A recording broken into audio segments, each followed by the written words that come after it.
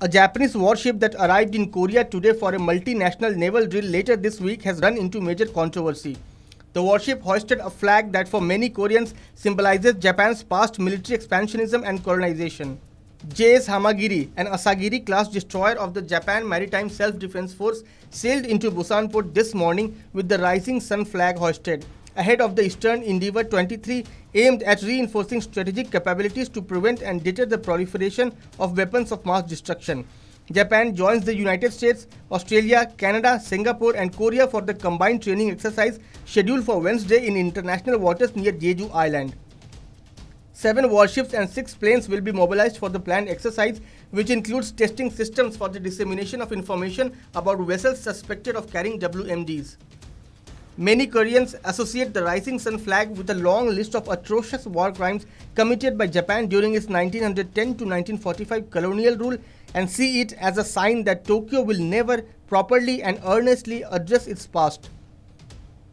The flag has been one of many sensitive diplomatic issues between the two countries. When the Navy under the previous Moon Jae-in administration requested the Japanese government not to fly the flags during the Jeju International Fleet Review in 2018, Japan had withdrawn from the event.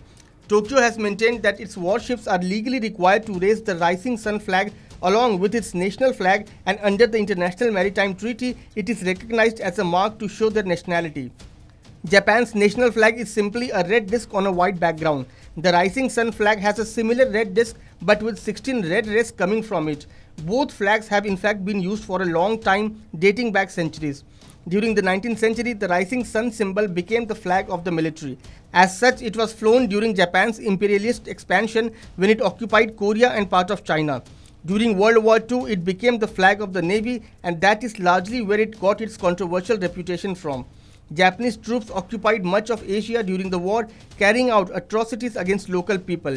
Today, it is still the flag of the country's navy, and a slightly different version is used for the regular military.